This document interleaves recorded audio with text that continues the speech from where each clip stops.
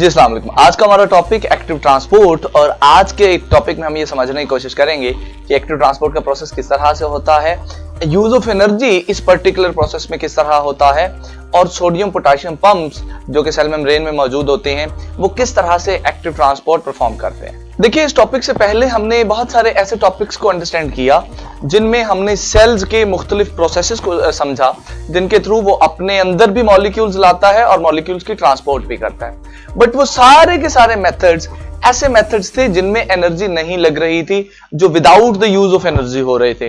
और उन सारे मेथड्स के लिए हमने एक लफ्ज यूज किया था कि यहां पर मॉलिक्यूल्स मूव कर रहे हैं from the higher concentration to the lower concentration. For example diffusion, for example facilitated diffusion, for example osmosis. ये जितनी भी चीजें हमने पढ़ी, ये सारे के सारे प्रोसेसेस पैसिव ट्रांसपोर्ट के थे। ये सारी की सारी मूवमेंट्स पैसिव थी, इनमें एनर्जी का एक्सपेंस कहीं भी नहीं हुआ सेल का। इन सारे प्रोसेसेस में सेल करता ये है कि उसके अंदर एक चीज ज्यादा है तो उसको बाहर ट्रांसपोर्ट कर देगा, अंदर एक चीज कम है तो बाहर से उसको अंदर ले आएगा, because of the potential gradient. यहां कोई भी एनर्जी खर्च नहीं हुई। और इस टेक्निक को इस्तेमाल करते हुए सेल बहुत सारे मटेरियल्स की ट्रांसपोर्ट करता है। बट यहां पर मेरा आपसे एक सवाल है कि आपको क्या लगता है, क्या हमेशा सेल अपने मॉलिक्यूल्स की movement without the expense of energy कर सकता है? इस सवाल को एक दूसरी तरह से पूछते हैं आपसे, क्या हमेशा सेल मॉलिक्यूल्स को उनके पोटेंशियल ग्रेडियंट के मुताबिक मूव करवा के अपनी जरूरत पूरी कर सकता है? The answer is no. देखिए, ऐसा हो सकता है कि सेल के अंदर फूड बन रही हो और बाहर फूड कम हो, लेकिन सेल चाहे कि अभी बाहर भी जो फूड है वो भी मैं ले लूं। यानी मेरे पास फूड है तो सही, ज्यादा है बाहर के निस्बत, बट फिर भी जो ज्यादा है उसको मैं ले लूं। इसी तरह सेल के अंदर ऑक्सीजन ज्यादा हो, बाहर कम हो, फिर भी सेल का दिल ये करे, सेल ये चाहे कि बाहर वाली ऑक्सीजन भी मैं अंदर ले लूं। देखिए, इसमें इंसानों की हम मिसाल लेंगे।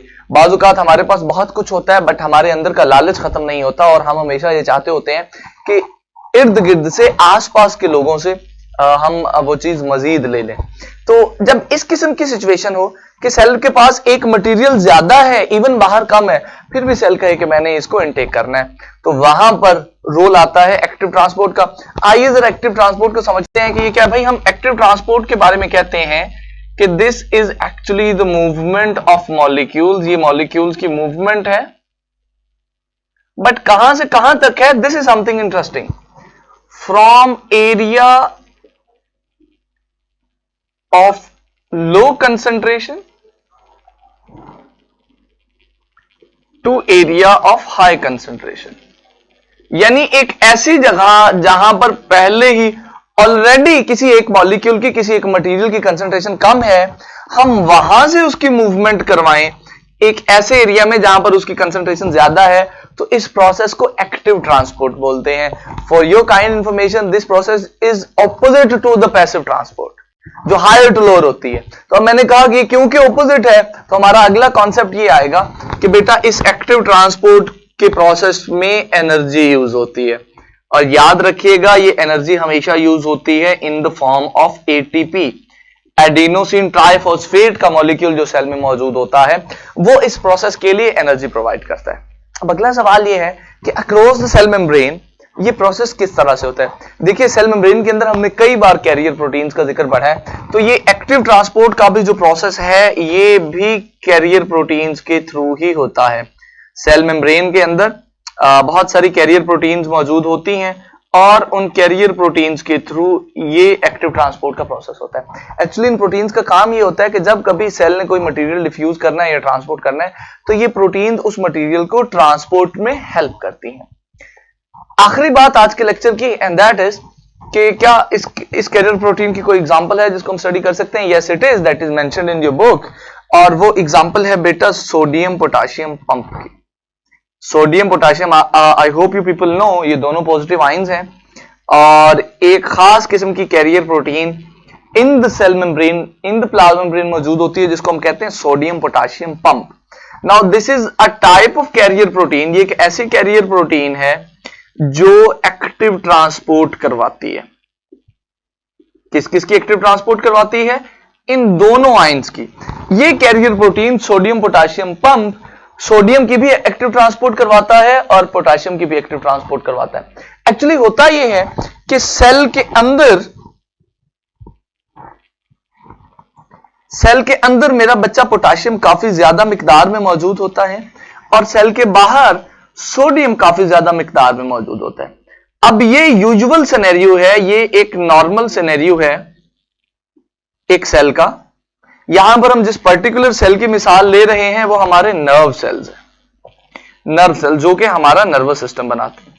ये जो हमारे नर्व सेल्स हैं इनके अंदर आमतौर पर यह होता है कि सेल के अंदर पोटाशियम की मिकदार ज्यादा होती है और सेल के बाहर सोडियम की मिकदार ज्यादा होती है।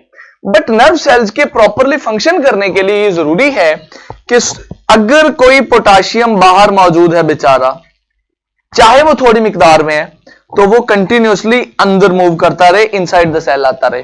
और अगर कोई सोडियम बेचारा मौजूद है एक आधा अंदर, तो वो बाहर निकलता रहे।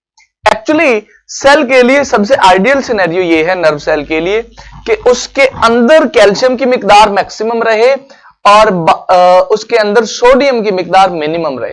अब इसके लिए वो करेगा ये कि पोटाशियम के हवाले से कोशिश करेगा कि ज्यादा से ज्यादा मॉलिक्यूल जो हैं पोटाशियम के वो सेल के अंदर चले जाएं। चाहे जितनी ज्यादा कंसंट्रेशन मौजूद है सेल के अंदर, हमेशा सेल की कोशिश होगी कि बाहर कहीं कोई भी जो पोटाशियम का एटम आयन पड़ा है उसको मैं अंदर ले जाऊं। इसी तरह सेल की कोशिश होगी कि अगर कहीं एक आधा सोडियम भी मेरे पास सेल के अंदर मौजूद है तो मैं उसको बाहर ट्रांसपोर्ट कर दूं। अब देखिए दोनों movements against the concentration gradient हो रही हैं। ये दोनों मूवमेंट्स जो हैं इनमें एनर्जी लगती है और वो एनर्जी मैंने जैसे आपको बताया एटीपी प्रोवाइड करता है। जरा इमेजरी फॉर्म में मैं आपको ये स्ट्रक्चर समझाने की कोशिश करता हूं, आइए देखते हैं। सो कुछ इस तरह के डायग्राम आपकी बुक में मौजूद है to explain the process of active transport. अब मुझे लगता है कि हमें बार बार प्लाज्मा मेम्ब्रेन की डायग्राम बनाने की जरूरत नहीं है, क्योंकि हम 5 से 6 बार एटलीस्ट बना चुके हैं और आई होप कि आपको ये लिपिड बाइलेयर भी बनाना आती है और इसके दरमियान ये जो प्रोटीन के कैरियर्स हैं ये भी बनाना आते हैं। अब इसमें आपने बस करना ये है कि आपको सोडियम और पोटाशियम आयंस शो करवाने होंगे टू द एग्जामिनर, अगर ये सवाल पेपर में आता है तो। चलिए स्ट्रक्चर सेट के अब जरा फंक्शनैलिटी की बात कर लेते हैं। होता क्या है, ये जो नीचे वाला एरिया है बेटा, ये वो एरिया है एक्चुअली जहां जो सेल का इनसाइड है, और जो बाहर वाला एरिया ऊपर वाला एरिया है that is actually the outside of the cell.